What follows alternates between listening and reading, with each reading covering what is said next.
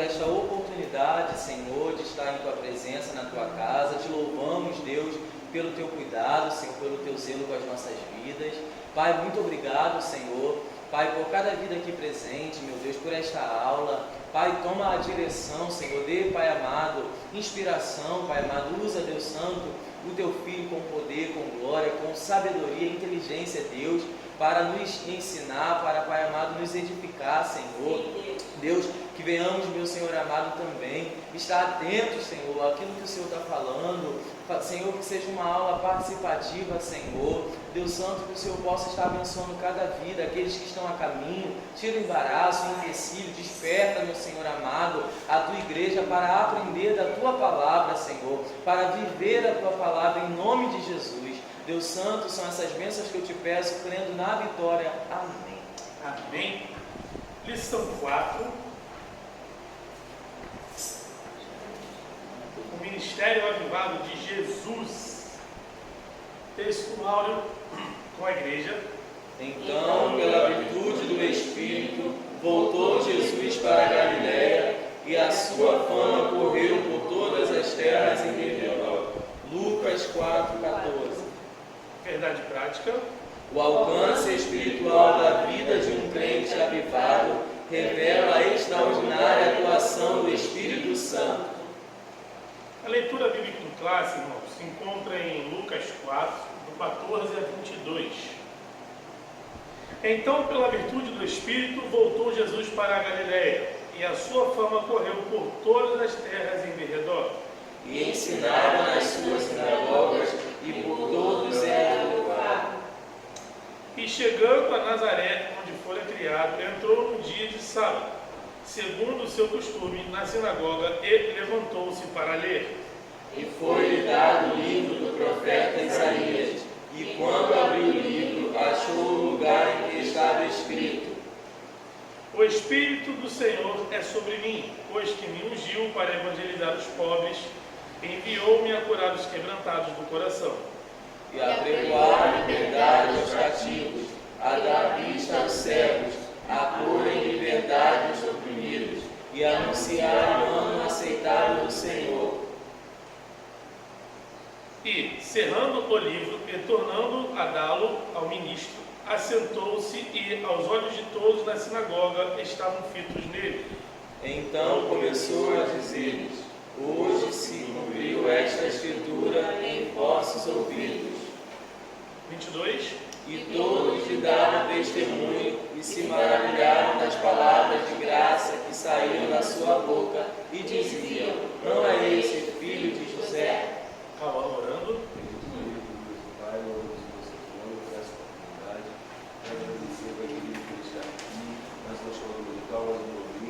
Aprendendo mais e mais a tua parte. Venha que este momento seja proveitoso e nós venhamos sair transbordando desse conhecimento. Amém. Amém. A todos. Vem agora e não. Vem o quê?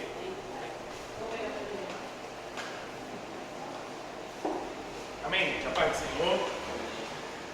A lição de hoje, nós iremos estudar sobre o Ministério Avivado de Jesus. Nós estamos no trimestre, onde viemos estudando, Aviva a Tua Obra. A primeira aula, a pastora falou sobre o avivamento espiritual.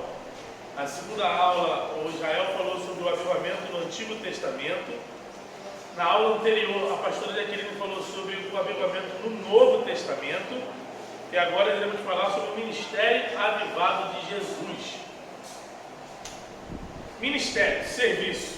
A Bíblia nos ensina que ministério é serviço.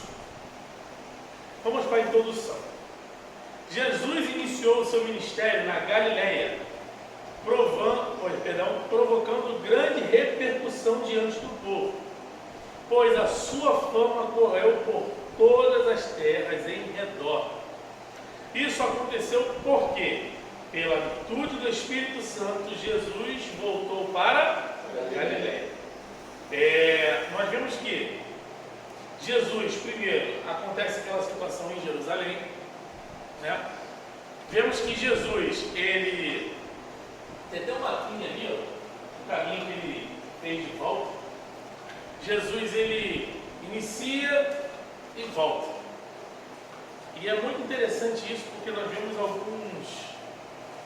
alguns relatos na Bíblia em que pessoas que, vamos dizer assim, têm iniciado o seu ministério, mas acabam voltando para o lugar porque ainda não era o momento exato de começar, vamos dizer assim, a obra.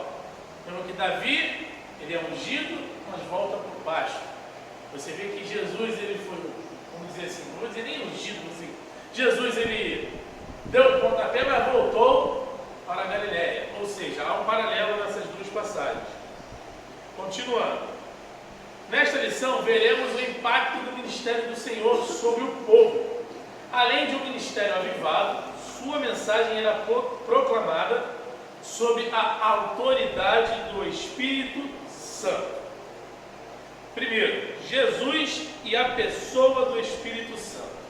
Aqui é interessante a gente entrar nesse assunto, já logo no título do tópico.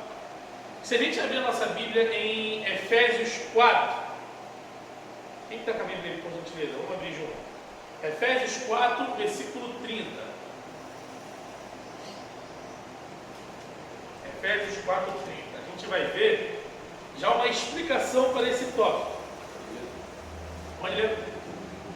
Não entristeçais o Espírito Santo de Deus, o qual estáis selados para o dia da redenção. Você vê aqui que começa dizendo: não entristeçais o Espírito Santo. Você não consegue entristecer uma força. Você não consegue entristecer, vamos dizer assim, algo da natureza. Você somente entristece uma pessoa. Ou seja, aqui já vem dizendo sobre a pessoa do Espírito Santo. Vamos lá. O Espírito Santo na vida de Jesus. Aí aqui vai ser dividido em três, vamos dizer assim, subtópicos. A, B e C. A. No nascimento.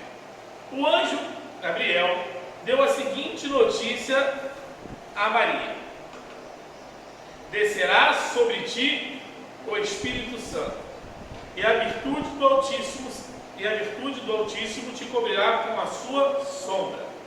Pelo que também o santo que de ti há de nascer será chamado Filho de Deus. Aqui nós vemos que é uma ligação direta a uma profecia já de Isaías. Aqui vemos o papel do Espírito Santo como executor divino do ministério da encarnação. Ministério da encarnação. O verbo se fez carne. Ou seja, está aí o ministério da encarnação. Sob a virtude do Espírito, nosso Senhor se tornou Emanuel. Alguém lembra quem fala sobre o Emanuel? Ministério do profeta Isaías. Ou seja, aqui há vamos dizer assim, uma ligação direta com Isaías. Porque havia de se cumprir a promessa que Isaías havia dito. Então, através de próprio Jesus, iria se cumprir isso. E aqui tem um exemplo muito interessante que a gente vê que o anjo aparece a Maria e dá a notícia que ela estaria grávida. E no Antigo Testamento nós vemos também uma passagem sobre isso. Alguém lembra qual é a passagem? Deus avisa a mulher que a mulher, o pai da criança, assim, Abraão, Sara. Deus chega através do anjo e chega: ó, tu vai ter um filho. O que acontece com Sara? Ela faz o quê? Ela ri. E aí nasce quem? Qual é o nome do filho que vai nascer de Sara? Isaac significa sorriso. Por quê? Porque Sara riu. Quando chega a Maria tem uma atitude totalmente diferente. Quando o anjo Gabriel chega a Maria e diz a Maria o que há de acontecer, vamos abrir lá em Lucas, na passagem que está sendo mencionada, Lucas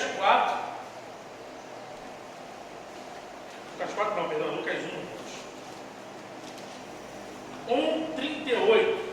Posso estar enganado. Lucas 1:38. O que diz o versículo de Lucas 1:38?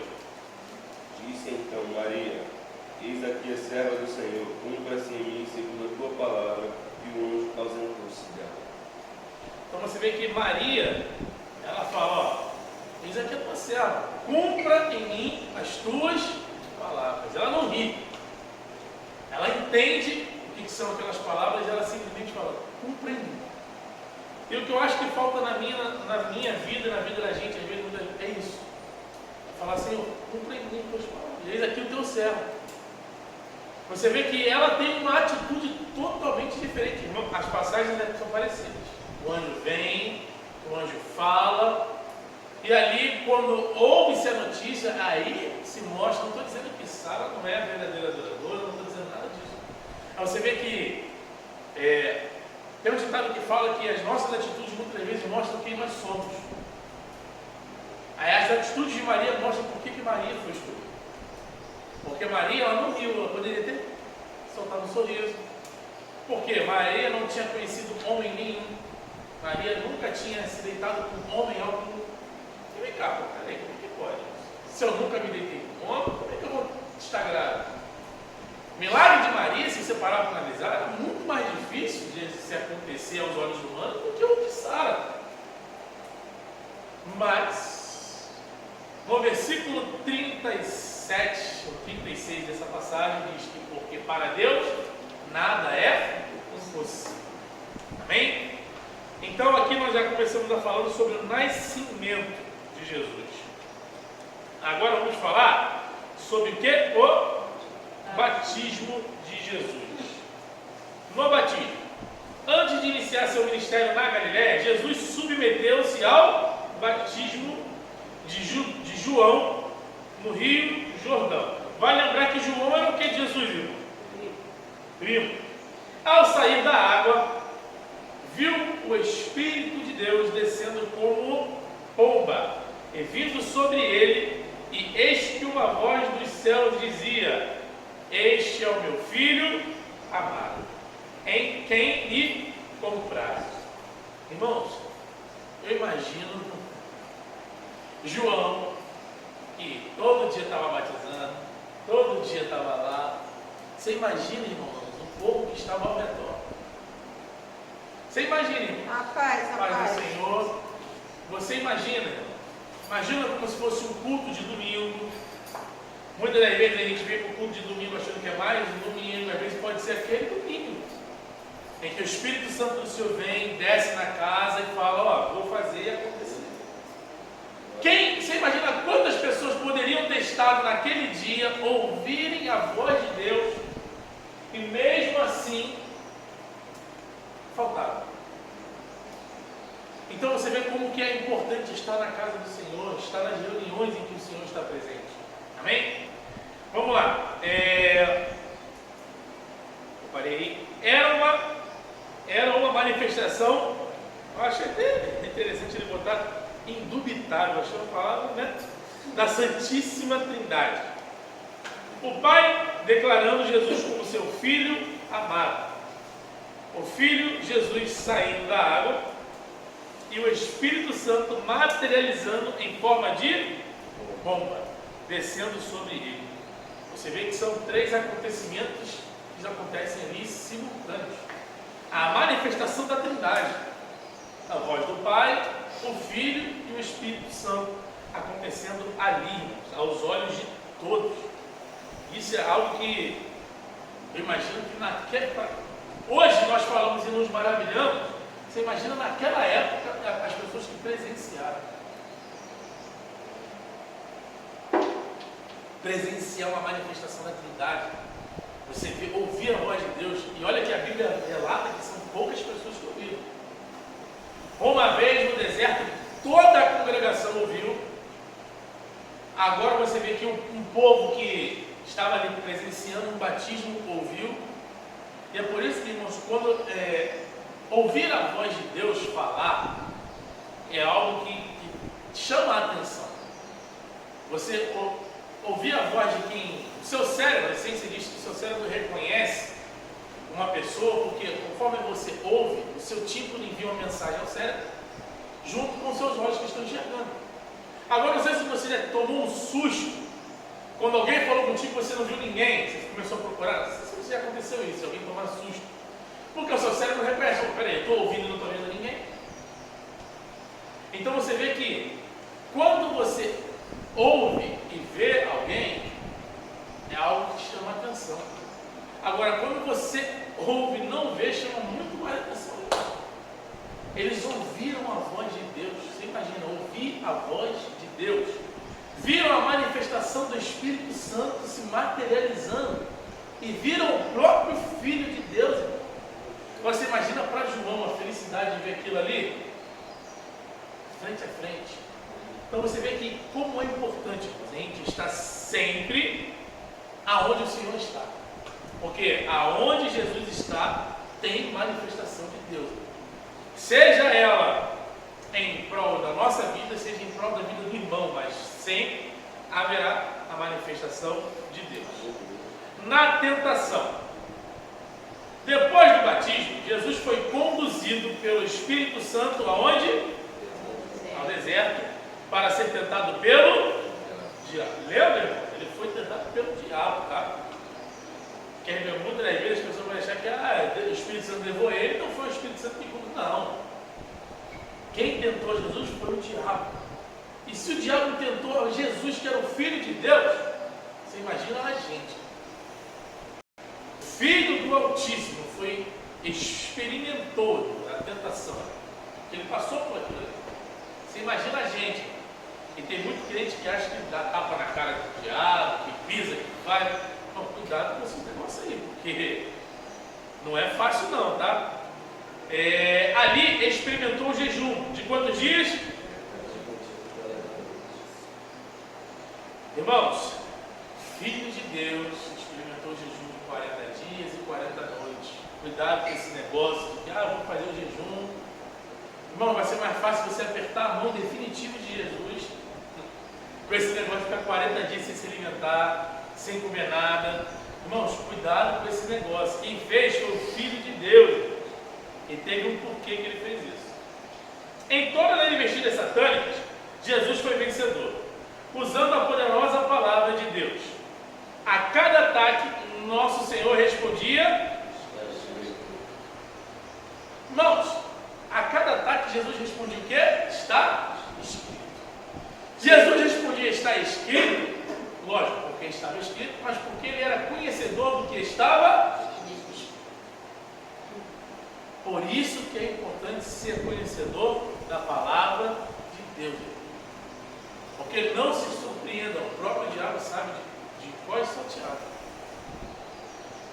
Quando você é conhecedor do assunto que você está falando, manejando, vamos dar um exemplo.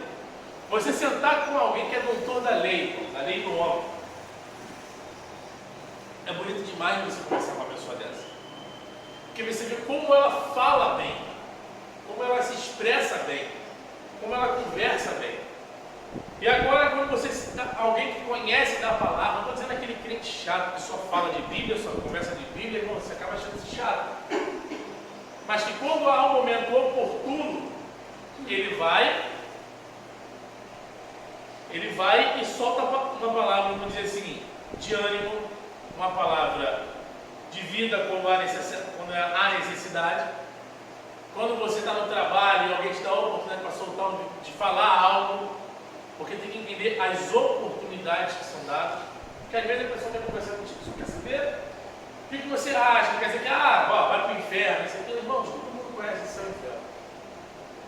Mas aprenda a discernir as oportunidades, de saber, olha, não, a pessoa quer que eu falo sobre o meu trabalho, vamos falar sobre o trabalho. Olha, a pessoa perguntou sobre o lado espiritual, aí não, a gente não dá uma oportunidade de você chegar, trazer um versículo, falar, da mesma maneira que Jesus fazia. Jesus ali, quando chega para aquela mulher na beira do tanque, Jesus só esperou a oportunidade. Jesus já não chegou falando, cadê? Toma aí, não. Jesus perguntou, tem água aí? Irmão, saiba aproveitar as oportunidades que a vida dá. Porque a vida dá oportunidades através de Deus. Porque com nós não existe coincidência, existe cristocidência. Jesus dá oportunidade, muitas vezes nós que não aproveitamos ela. Assim fica claro que o Senhor Jesus, se o Senhor Jesus não tivesse a presença do Espírito Santo, o resultado de suas provocações provações, não seria satisfatório. Por que isso? Porque lembre, Jesus ele se esvaziou de todo o seu poder e glória. E quem estava conduzindo a pessoa de Jesus era quem? O Espírito Santo. Assim somos nós. Quando você se esvazia de todo o seu ego, seu eu, e você deixa o Espírito Santo te conduzir, tudo o que será feito para a honra e glória do nome do Senhor. Agora, quando você deixa o seu eu te dominar, as suas vontades te dominar, tudo isso te encher, você vai ser dominado por si próprio. Vamos dizer que você será dominado pelo seu eu. E nós, como seres humanos, eu acho que nós nos conhecemos muito bem. E nós sabemos o que nós, quando estamos, vamos dizer assim, na carne, como somos como pessoa. Então é por isso que nós falamos, Senhor, envia-me a mim, que diminua eu, para que tu cresça. Então por isso que nós precisamos diariamente pedir ao Senhor, e Senhor, não deixe que o meu eu venha se levantar. Não deixe que o velho homem venha querer crescer. Amém? Vamos lá. O Espírito Santo no ministério de Jesus. Com cerca de 30 anos, Jesus iniciou seu ministério terreno. Depois de voltar do Monte da Tentação no deserto da Judéia, pela Galileia. Irmãos, Jesus teve um ministério de quantos anos? Alguém lembra? 3 anos. Quantos anos ele se preparou para esse ministério de 3 anos? 30 anos. O que acontece na geração de hoje é o contrário. Tem gente que está se preparando 3 meses para um ministério de 30 anos. Irmãos, há um tempo, há uma caminhada. Você não planta hoje já querendo colher amanhã. Por mais que a agropecuária brasileira seja uma das mais avançadas do mundo, se não a mais avançada, você planta e tem que esperar crescer, não tem jeito. Por mais que hoje o ser humano vai lá e coloca fertilizante, o ser humano vai lá e coloca isso, coloca aquilo. Eu não sei se os irmãos já experimentaram, vou trazer um alimento aqui bem simples, um alface.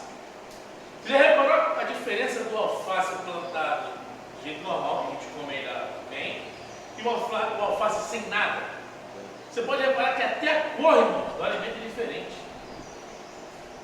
Sem interferência, sem, vamos dizer assim, sem agrotóxico, sem essas coisas.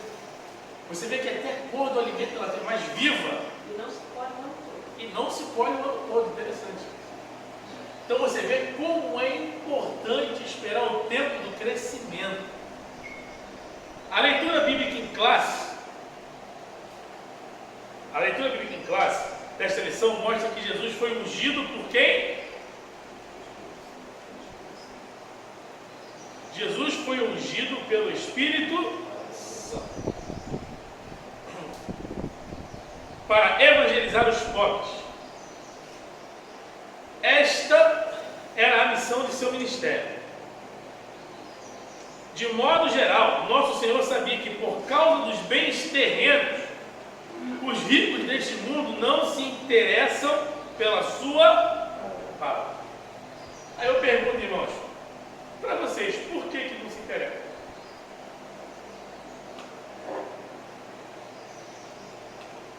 Por causa da relevância do sermão do monte.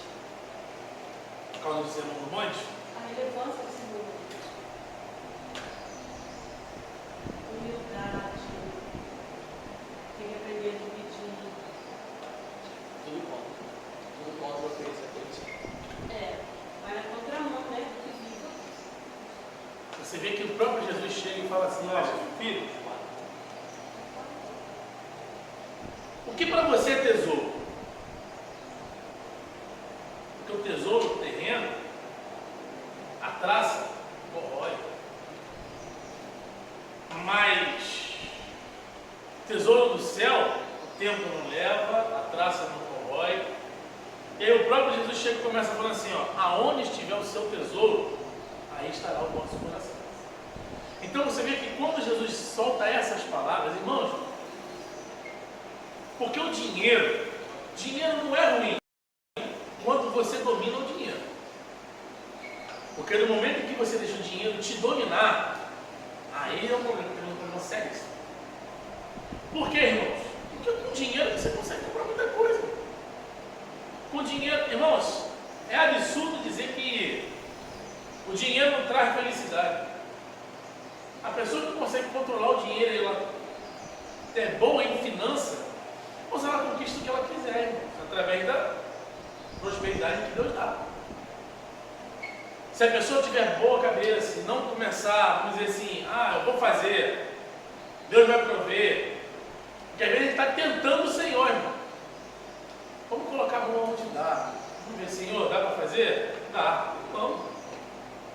Porque, irmãos, o problema do homem é onde ele deposita o seu tesouro. Às vezes o tesouro do cara é a casa, é o carro. Às vezes vai além disso, vai no filho, vai na esposa. Sem ela eu não vivo, sem ele eu não vivo. Irmãos, cuidado. Nós não vivemos sem Jesus. Tem muita gente experimentando viver sem ele lá fora. O problema é quando morrer sem ele. Então, aqui você vê que ele nos ensina que os ricos, eles, por causa dos bens terrenos, eu não sei se vocês já viram falar disso, mas tem pessoa que é rica e não consegue nem dormir. Que quer ficar de olho no que ela tem, quer ficar de olho no dinheiro, quer ficar, sabe, o tempo inteiro olhando para a conta bancária. Irmãos, isso tira paz. Aquilo que era para trazer paz, tira a paz. E é por isso que nós devemos nessa manhã entendermos aonde está o nosso tesouro. Início de conversa. O que tem sido o nosso tesouro? Aí, vamos lá. Eu parei aonde agora? Parei aqui. Além disso, nosso Senhor foi ungido pelo Espírito para o que, irmãos? Curar os quebrantados do coração. Curar os quebrantados do coração. Só para explicar, quebrantados do coração são aqueles que têm o que, irmãos? Coração humilde. Um coração humilde, uma disposição para o quê? Submeterem-se à vontade de Deus. Agora eu lhe pergunto, você acha que existem ricos que vão para o céu? Porque a gente não pode generalizar. Porque se a gente fosse generalizar, só pobre ia para o céu. Irmãos, e o que tem de pobre que não vai para o céu? Por que eu estou falando isso? Porque, irmãos, tem gente que é pobre, mas é invejoso, cobiçoso, malicioso, soberbo. Pobre, irmão, pobre e soberbo é o cúmulo da absurdo. Irmãos, você vê que o que a gente fala são coisas que são aqui. Todos nós conhecemos alguém assim, irmão. Então você vê que não são só os ricos, não. Aqui Jesus está usando os ricos por causa de um exemplo. O exemplo do quê? Dos bens materiais. Mas, quando Jesus fala que ele vem para os quebrantados, ele está falando, só para explicar, os quebrantados de coração são aqueles que têm um coração humilde. Alguém lembra um exemplo da Bíblia de pessoa com coração humilde? A Bíblia é farta, hein? Zaqueu. Davi. Tá, Zaqueu. Também. O bom samaritano. E isso, aqui já usamos dois exemplos, mais do que Ana, mais do que o Gael trouxe aqui, exemplos ali, vamos dizer assim, quase imediatos de Jesus. Você vê Zaqueu, você vê o bom samaritano, tudo ali que vem sendo dito. Então você vê que Antigo Testamento, Davi, Ana. Novo Testamento, bom samaritano, Zaqueu. Você vê que a Bíblia é repleta disso. E para ter um coração humilde, é fácil? Não. Se fosse fácil, todo mundo tinha. Tem que buscar. Pedir ao Senhor, Senhor, traga em mim a humildade. Porque, irmão, você ter humildade em reconhecer que muitas das vezes tem gente melhor do que você. Ter humildade em reconhecer que você só está ali porque é Deus na tua vida.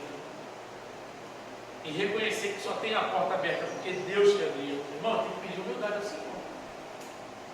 Porque sem humildade, irmãos, a soberba ela entra rápido no coração. Soberba vem com a altivez, vem com a porção de coisa, irmãos, que vai levar à queda. Amém? Perto está o Senhor dos que têm o coração quebrantado e salva os contritos de espírito. Por isso, nosso Senhor veio tocar nos corações dos homens. Ainda mais, Ele também fez um convite aos cansados e oprimidos. Apegou a liberdade dos cativos, aos que estão sujeitos ao que, irmãos? A escravidão do... Vista a quem? Ao céu. E pôs em liberdade os Oprimidos. Desse modo, o Espírito Santo atuava diretamente na obra de quem? Do nosso Salvador. Então você vê como o Espírito Santo é importante. E às vezes a gente acaba não educando o Espírito Santo, irmãos, dando a verdadeira adoração que o Espírito Santo merece. Porque o Espírito Santo, irmãos, a Bíblia vem dizer, alguém lembra o que a Bíblia fala sobre o Espírito Santo? Um versículo sobre ele? Não instigais o Espírito. Não instigais o Espírito. A Bíblia fala, além do não entristeçais que a gente leu, que ele está com gemidos o quê, irmão? Alguém lembra? Inexprimíveis. Irmãos, devemos entender que o Espírito Santo, ele atua, trabalha em prol da nossa vida. Porque a Bíblia vem dizer que hoje nós somos o quê? Tempo de quem? Do Espírito Santo. Então você vê que o Espírito Santo hoje, ele não só está atuando, nos dando direção, dando vamos dizer assim, direcionamento nas áreas da vida, como ele não só direciona, como ele mora em nós. E como morada do Espírito, irmãos, o Espírito ele é santo. E para ser morada do Espírito tem que nos procurar o que, irmãos? Santidade, santificação. Porque a Bíblia diz que sem a santificação ninguém verá Deus. Então, quem vai nos conduzir ao Senhor? O Espírito Santo. Porque se eles são um só, o próprio Jesus falou que ele era o caminho, a verdade e a vida. O Espírito Santo, ele é a verdade. O Espírito Santo, ele traz a vida. O próprio Jesus fala, ninguém vai ao Pai, senão por ele. Amém? Vamos lá. Aqui está. O valor da oração, não é isso? Jesus e a oração em seu ministério. O valor da oração. Aqui eu lanço uma pergunta. Nós sabemos o valor da oração? É a chave da vitória. Creio que sabemos o necessário que deveria posição. Gradativamente a gente vai Aprendendo, mas saber 100%. As experiências só experimentando. Se nós soubéssemos realmente o valor da oração, nós oraríamos sem Parar. cessar. Quem fala isso? O próprio Jesus fala isso. Porque, irmãos, a oração ela tem um valor tão grande que os discípulos falam para Jesus a seguinte frase: Mestre, ensina-nos a orar. Porque eles viam Jesus fazendo uma porção de coisas, mas tudo através do quê? Da oração. Então eles falam, cara, peraí, a gente vai querer expulsar demônio, vai querer fazer isso, curar aquilo, mas se a gente não souber orar, nada disso vai ter eficácia. Então os discípulos chegam e falam, Pai, ensina-nos a orar. E qual é a oração que Jesus ensina? Pai Nosso, sabe? O Pai Nosso. Vamos lá. A oração do Pai Nosso aparece em duas versões dos Evangelhos. A primeira em Mateus 6, a segunda em quem? Em Lucas 11. Em Mateus, ela se encontra no monte, no contexto do quê? Do Sermão do Monte. Abra para mim aí, por favor, Mateus 6. Porque temos que entender a oração do Pai Nosso. Porque se a gente orar ela e não seguir, você sabia que a gente vai estar orando para a nossa condenação? Vamos lá, Mateus 6, versículo 14, logo depois do 13 aí que termina a oração do monte.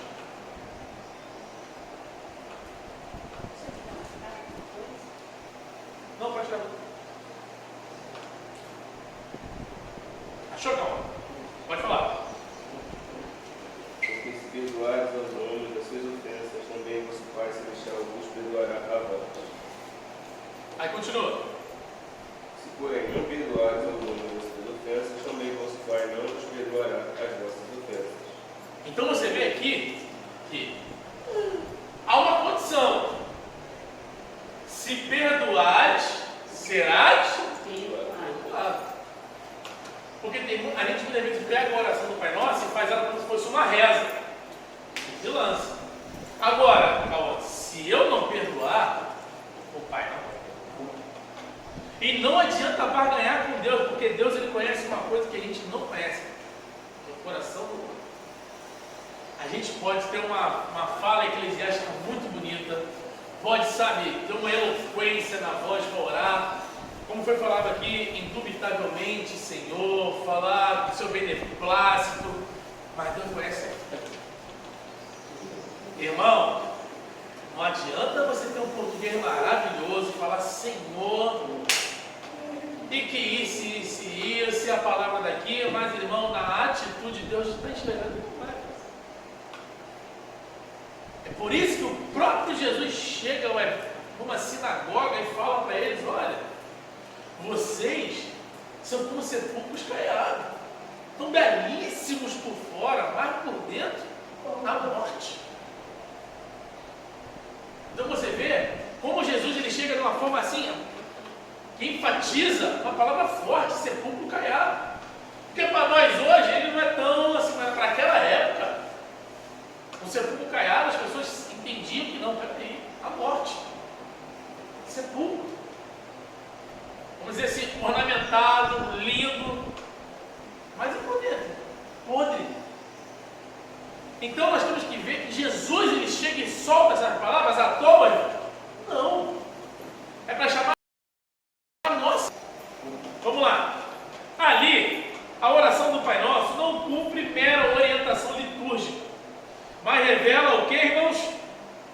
Coroamento de um estilo de vida, sem hipocrisia e exibicionismo religioso.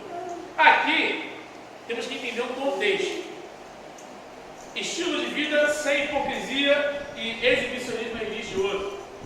Porque havia homens naquela época que chegavam nas sinagogas com, vamos dizer assim, as roupas mais bonitas, faziam as orações mais bonitas, sabe, com os sacos cheios de dinheiro para colocar. Tanto que o próprio Jesus, numa das passagens, ele chega assim: quem foi que deu mais para os discípulos?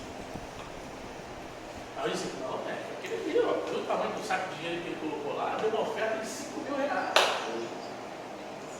Mas aí vem a irmãzinha que tem 4 reais na carteira, que é o dinheiro da passagem. Aí ela chega e: não, vou a pé, porque eu vou ofertar 2 reais. Aí Jesus pergunta para nós: quem foi que deu mais? Mais, irmãos, é sinal de quantidade para Jesus?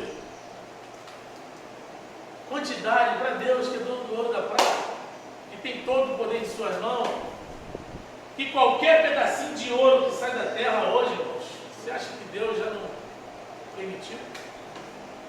Então você vê que aqui Jesus está lutando contra o exibicionismo de quem? Alguém sabe quem são esses homens? Os fariseus. Porque os fariseus eles andavam com as melhores roupas, os melhores tecidos, tinham, vamos dizer, muitas vezes os melhores estudos, porque ficavam ali perto dos sacerdotes, aprendiam mais a lei, aprendiam a lei, mas não seguiam a lei. Mas na hora de julgar, eles usavam a lei. Na hora de, vamos dizer assim, de pecar, eles usavam a lei, procuravam as brechas da lei. Nada parecido com os homens de hoje. Graças a Deus, né? Os homens de hoje são totalmente diferentes. E quando orares, não sejas como os hipócritas, pois se comprazem em orar em pé nas sinagogas e às esquinas das ruas, para serem o quê? Vistos pelos homens. Eu acho que hoje não tem mais pessoas assim, que quer ser vista pelo homem. Tem ou estou errado? Tem. Em verdade vos digo que já receberam o seu galardão. Mas tu, quando orares, entra no teu aposento e faz o que, irmãos? Entra no teu aposento e fecha o quê? A tua porta. Ora ao teu pai, que vê o que está em oculto, ou seja, em secreto. E teu pai, que vê o que está em oculto, te o quê? E orando, não useis de vãs repetições, como os gentios, que pensam que por muito falarem serão ouvidos. Não vos assemelheis, pois, a eles, porque o vosso Pai sabe o que vos é necessário, antes de vos pedir. Portanto, vos orarem assim: Pai nosso, Que estás no céu. santificado seja o teu Nome. nome. Aí aqui ele termina com a oração lá de Mateus 6, né? Então você vê que Jesus, ele nos ensina, porque muitas das vezes, como eu já falei aqui algumas vezes, a gente tem gente que quer, como ele fala, enganar, ludibriar Deus. Então Deus sabe quem a gente é. Fala, Senhor, esse sou eu, mas peco, erro, faço isso, faço aquilo, sou assim. Irmão, seja sincero com Deus. Porque sinceridade para Deus conta muito, irmão. Alguém lembra um exemplo de coração sincero? Falamos de um aqui, já foi Davi. Alguém lembra um outro coração sincero na Bíblia? O rei Neemias. Lembra o outro? Alguém lembra o outro? Ezequias? Eu queria falar esse rei. Que é rei mesmo. Que é rei mesmo, isso aí. Neemias é profeta. Moisés. A pastora pegou a minha ideia. Então você vê que a Bíblia nos dá exemplos de corações. Coração o que eu falei? Sinceros. Vamos ter sinceridade no nosso coração. Chegar, Senhor, esse sou eu. Sou pecador, sou falho. Irmãos, quando houver e quando há sinceridade em nossas orações, você pode ter certeza que vai ser igual Daniel lá. Desde o momento que dobrou o teu joelho para orar, são ouvidas todas as tuas palavras. Essa oração revela uma vida humilde e quebrantada diante de Deus. Vamos lá, uma vida de oração. Nos evangelhos, podemos perceber várias ocasiões de oração no ministério de Jesus. Ele orou para escolher os seus irmãos. Isso aqui é uma coisa linda. Para quem fosse andar com ele lado a lado, ele orou. Aí você pode abrir assim: mas um traiu. Quem foi que traiu, irmão? Alguém lembra? Mas ele teve a oportunidade de fazer e de também não fazer. Irmãos, entenda, quem você escolhe para perto de si acaba mostrando o seu caráter. As oportunidades da vida você vai ter que enxergar. Peça, Senhor, discernimento. Eu sempre peço ao Senhor, quem for para chegar perto de mim, que venha chegar com a mesma ideia do que eu, o mesmo pensamento que eu. Para que não venha ter conflitos Exatamente. Exatamente. E eu vou falar uma coisa para vocês, irmão, não se surpreendam. Nós iremos nos decepcionar sim na nossa vida com algumas pessoas. Sim. Isso sempre vai acontecer, mas não quer dizer que nós devemos generalizar essa opinião para todos. Porque tem pessoas que estão perto de nós, irmãos, que fazem bem danado para a gente, que nos ajudam em oração, que estão no mesmo propósito. Vou falar sobre o ministério. O ministério, quando ele está no mesmo propósito, no mesmo pensamento, o ministério cresce, o ministério vai adiante. Quando você tem pessoas na casa, família, esposo, esposa, filhos, unidos no mesmo pensamento de fazer o que? A família crescer. Não é crescer em quantidade, pode ser também, mas crescer em qualidade. Você chegar e falar, não, vamos lutar pela casa, vamos fazer uma obra na casa, irmãos, no mesmo pensamento, dá certo. Mas faça como Jesus fazia. Ele orava. Ore antes de suas atitudes, amém? Isso é uma lição para nós, para mim também. E aconteceu que naqueles dias subiu ao monte a orar e passou a noite em oração a Deus. E quando já era dia, chamou assim os seus discípulos e escolheu quantos? Quantos discípulos? 12. A quem também deu o nome de quem? Apóstolos. Os discípulos se tornaram o quê? Apóstolos. Amém?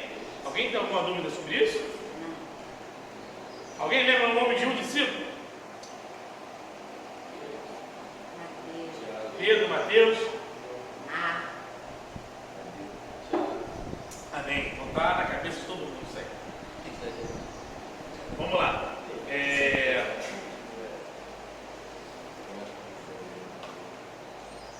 Nos evangelhos podemos perceber várias ocasiões de oração no ministério de Jesus. Eu pulei alguma coisa? Não, né? Eu pulei alguma coisa? Não, né?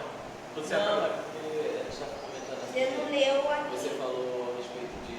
Aí o comentário está dizendo que na qual depois ele foi designado apóstolo. O discípulo sabe que se propagou muito mais, né?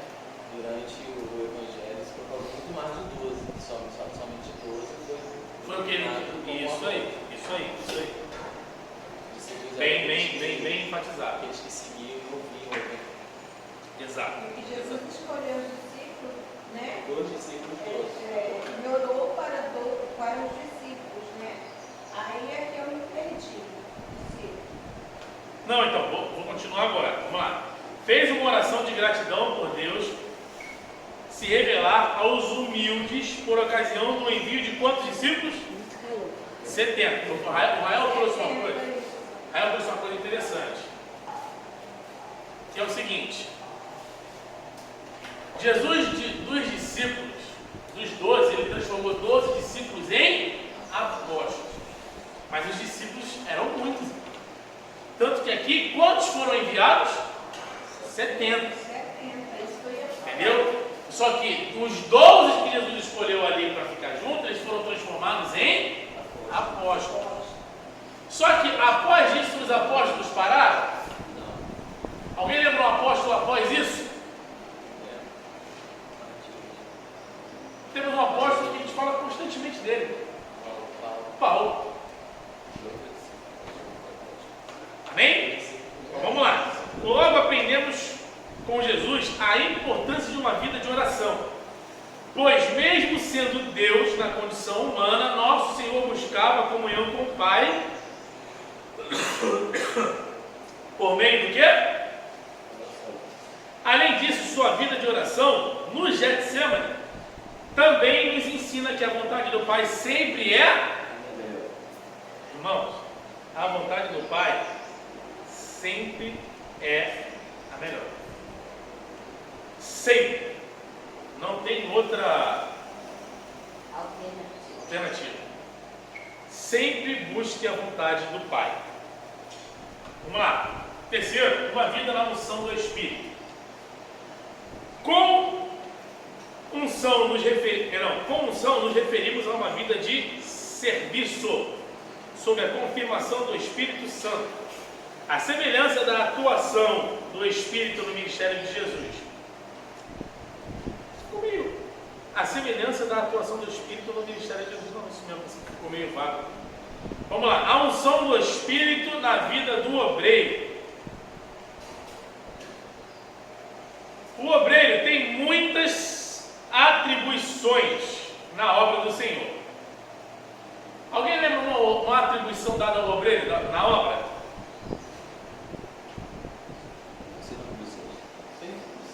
Não, serviço, não é? Vamos lá. Ele exerce a liderança administrativa, a atividade do ensino e alguns até mesmo da música cristã. Amém? Vamos lá. Por isso, é muito fácil essas atividades caírem na rotina e se tornarem meramente burocráticas. Irmão, isso aqui é um perigo. Mas o obreiro ungido sabe que o Espírito Santo renova as suas forças. Não permite que veja a obra do Senhor como um mero olhar humano e de maneira graciosa vê a confirmação do seu ministério. Quando o Senhor salva vidas por meio de uma pregação ungida, quando crentes mudam de atitudes por causa de um ensino dirigido pelo Espírito Santo, quando há edificação espiritual por meio de um louvor bem executado na presença de Deus. Mas todo esse bem do Senhor inevitavelmente é acompanhado de uma vida. Por isso, o obreiro não deve negligenciar o que, irmãos? A oração, jejum, estudo devocional da palavra de Deus. E isso aqui, irmãos, vou abrir um parênteses, não é só para o obreiro não, tá? Isso aqui é para uma pessoa, para a igreja, para um cristão. Não venha negligenciar a oração, não deixe de orar, não deixe de jejuar. Porque, irmãos, oração e jejum e palavra. Quem foi que nos ensinou essas três coisas? Jesus. Oração, jejum e palavra. Porque tem coisa que só vai sair da nossa vida, irmãos, se houver oração, jejum e palavra. E vou dizer outra coisa, só vão ter coisas que vão chegar na nossa vida, irmãos, se houver oração, jejum e palavra. Porque oração, jejum e palavra, irmãos, são, vamos dizer assim, 3 regras fundamentais para uma vida vitoriosa. Amém? Mas rejeita as fábulas profanas e de velhas, exercita-te a ti mesmo em piedade. 1 Timóteo fala sobre isso. Perdão. Esses exercícios piedosos são alimento que, irmãos? Alimento Espiritual, diário e permanente. de todo obreiro avivado na obra do Senhor. Vamos lá. Segundo, a unção do Espírito na vida do crente. Viver uma vida na unção do Espírito não é o que, irmãos? Privilégio apenas dos que a palavra de Deus diz que nós somos. Alguém sabe o que é sacerdócio?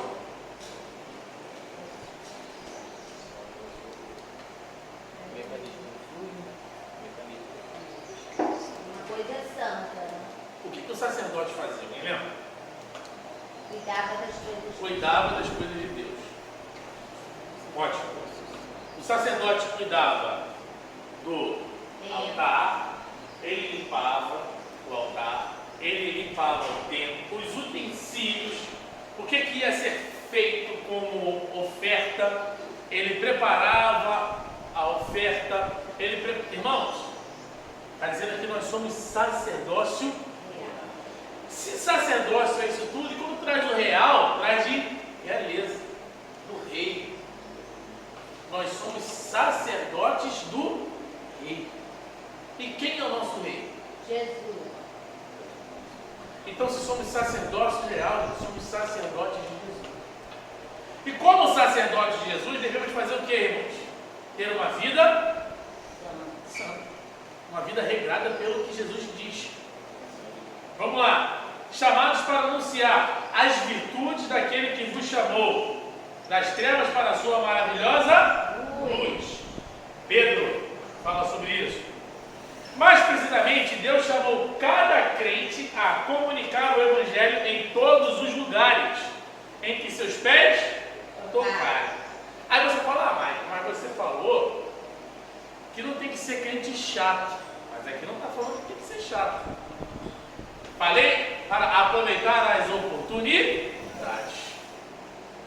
Porque, irmãos, aonde você estiver, pode ter certeza que haverá oportunidade.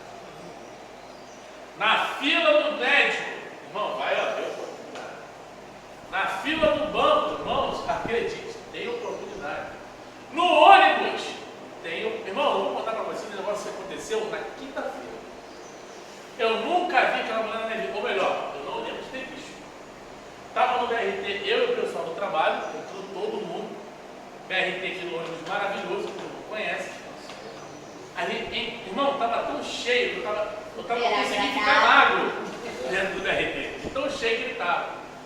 Aí, ficou eu aqui, ficou uma menina aqui e um menino aqui. Nisso que a gente está aqui, tinha duas senhoras sentadas no banco, conversando.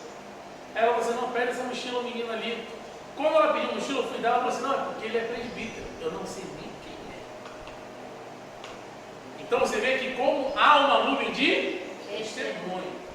Imagina quais são os assuntos que estão dentro do ônibus são conversados. E você acha que você está sozinho, tem irmãos? Sempre haverá a nuvem de testemunho. E ali eles estavam conversando, falando sobre problemas na igreja lá. Aí me perguntaram, eu falei, irmã, só muda o CEP, é a mesma coisa. Mas o importante é que quem tem ouvidos ouça o que o Espírito Santo diz aí na igreja. Vamos permanecer firmes. E a conversa foi até aqui, a gente conversando, falando sobre isso. Então você vê, as oportunidades acontecem. Basta a gente ter, ouvidos atentos para poder estar praticando ela. Vamos lá. Portanto, ide e ensinai todas as nações, batizando-as em nome do Pai, e do Filho e do Espírito Santo. Mas para isso, a nossa vida deve estar debaixo do que, irmãos? Da unção do Espírito. Então, exerceremos influência poderosa em quem? Em nossa família, na faculdade, na escola, no trabalho ou em quaisquer esferas da sociedade. Assim seremos testemunhas poderosas de Jesus, sob a unção do Espírito Santo. Então, irmãos, para ser influência, porque essa palavra influência hoje ela está assim, em alta, né? Porque hoje na internet existem os influenciadores digitais. O que são os influenciadores digitais? São pessoas que formam opiniões, vou dizer assim. Porque tem pessoas que não têm opinião sobre determinado assunto, assiste o cara lá e fala, quer saber? A opinião dele agora é minha também. Formadores de opinião. E devemos ter cuidado. Quem forma a minha e a tua opinião? É a palavra de Deus, irmão. Não tem esse negócio de ser influenciado por A e por B, não, irmão. É a palavra de Deus que nos influencia. É ela que nos dá direção na vida. Porque, irmão, no momento que você começa a ler ela, o Espírito Santo está ali para poder te dar direcionamento. Então, não seja influenciado por outros. Seja você influenciador. O próprio Paulo fala, sabe o quê? Sejam meus imitadores, assim como eu sou de Cristo. Ou seja, Paulo está dizendo aqui, olha, eu sou influenciado por quem? Por Cristo. Então, se eu sou influenciado por Cristo, seja também. Paulo nos fez um convite, que possamos, ser influenciados por Cristo. Conclusão. Nesta lição, vimos que o Senhor Jesus teve um ministério avivado, porque foi ungido pelo Espírito Santo. Ora, se o Senhor Jesus, sendo Deus, foi ungido pelo Espírito Santo para desenvolver o seu ministério, por que conosco seria diferente? Vivamos, pois, uma vida de serviços. O que é a palavra ministério? Ministério é serviço. Tem muita gente que entra no ministério para ser servido. Aí está fazendo algum serviço, mas está fazendo tudo menos o que é fazer o ministério, que é servir. Uma vida de serviços, não por causa do mestre, perdão, uma vida de serviços na causa do mestre, não, de modo que o Espírito Santo confirme a nossa vocação. E aqui é interessante terminar com esse, irmãos. Quem é que vai confirmar? Jesus. Através do Espírito Santo. Porque, irmãos, a Bíblia vai dizer que eu e você devemos pregar, falar, mas quem convence? É o Espírito. Não se entristeçais se você estiver pregando e as pessoas não der ouvido. Irmãos, a sua parte você está fazendo, porque quem convence é o Espírito Santo. Então, irmãos, tem aqui um negocinho, ó, revisando o conteúdo. Segunda lição, qual o papel do Espírito Santo no ministério da encarnação, que nós aprendemos? O Espírito Santo foi como executor divino no ministério da encarnação. Sob a virtude do Espírito, nosso Senhor se tornou Emanuel. O que significa Emanuel? Aí aqui tem. Cite pelo menos 3 objetivos do ministério de Jesus. Alguém sabe dizer pelo menos um? Salvar, curar e levar para o céu. Levar os pobres, evangelizar os pobres. Está tudo isso aí que vocês falaram. Ó, evangelizar os pobres, curar os quebrantados de coração e apregoar a liberdade aos cativos. O que a oração do Pai Nosso revela? Nosso Quebrada diante de Deus. Revela o que, Calma? Uma vida humilde e quebrantada diante de Deus. Exatamente. Aí, para terminar, o que o obreiro não deve negligenciar? É isso aí, irmãos. Então, nós aprendemos aqui sobre o ministério de Jesus. Domingo que vem, nós vamos aprender com o nosso professor Israel o avivamento da igreja, o avivamento da vida da igreja.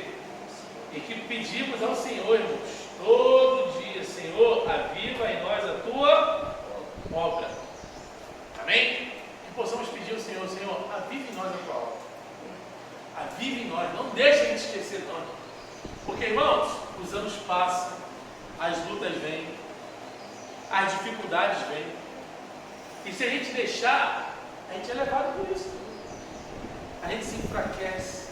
E, irmão, todo homem dizer que isso não acontece. Porque isso acontece.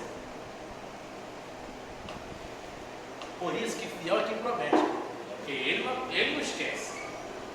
Porque eu, como homem falho, eu posso prometer algo a você e acabar não cumprindo. Agora, quando Deus promete, quando Deus fala que vai fazer, irmão,